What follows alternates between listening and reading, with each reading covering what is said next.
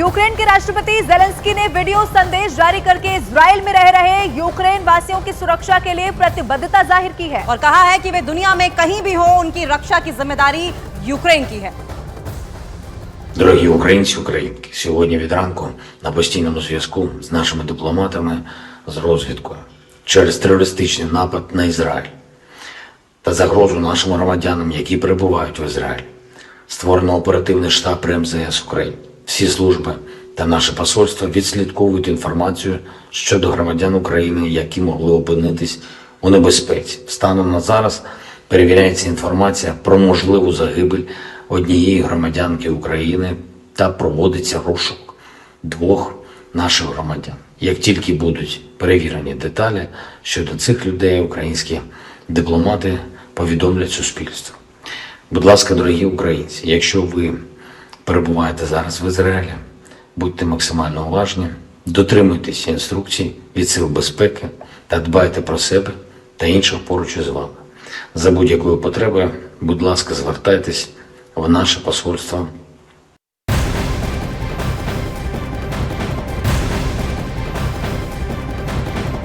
और इजराइल पर आतंकी संगठन हमास के हमले पर अमेरिका के पूर्व राष्ट्रपति डोनाल्ड ट्रंप ने जो बाइडेन पर निशाना साधा है। ट्रंप की तरफ से कहा गया कि इजराइल पर हमला अमेरिका की कमजोरी की वजह से हुआ है। तो ये बड़ी अपडेट, एक तरफ जहां जो बाइडेन समर्थन करते हुए नजर आ रहे हैं इजराइल का, वहीं अब डोनाल्ड ट्रंप की ओर से भी सवाल खड़े कर दिए गए हैं। और इजराइल पर आतंकी संगठन हमास के हमले पर अमेरिका के पूर्व राष्ट्रपति डोनाल्ड ट्रंप ने जो बाइडेन पर निशाना साधा है और ट्रंप ने कहा कि इजराइल पर हमला अमेरिका की कमजोरी की वजह से हुआ है।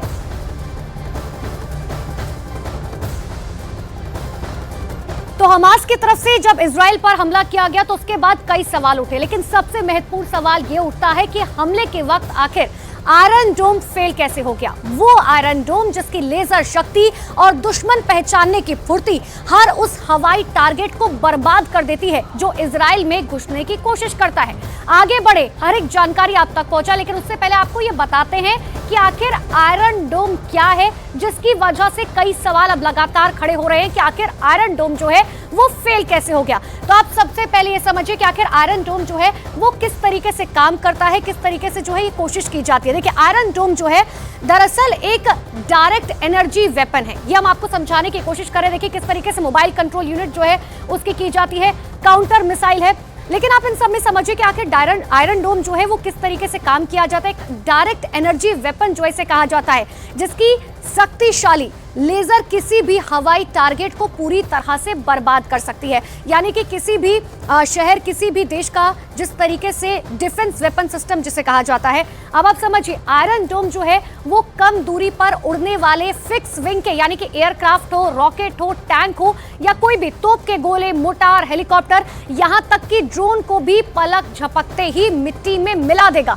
लेकिन ये पूरी तरह से फेल हो गया जिस वक्त फिलिस्तीन की तरफ से हमला किया गया। इतना ही नहीं, आयरन डोम अपने रडार की मदद से हमले का अंदाजा लगाते हुए, इसी हमले का अंदाजा लगाते हुए काउंटर मिसाइल लॉन्च करता है। अब जब काउंटर मिसाइल लॉन्च की जाती है इसी के जरिए, तो यानी कि आप समझिए कि जब यहां पर लॉन्चर की तरफ से हमला किया जा रहा है और यहां पर काउंटर मिसाइल से अटैक जो है वो वापस किया जा सकता है। ये हम आपको समझाते हैं कि आखिर आयरन डोम किस तरीके से काम करता है, लेकिन वो उस वक्त फेल हो गया।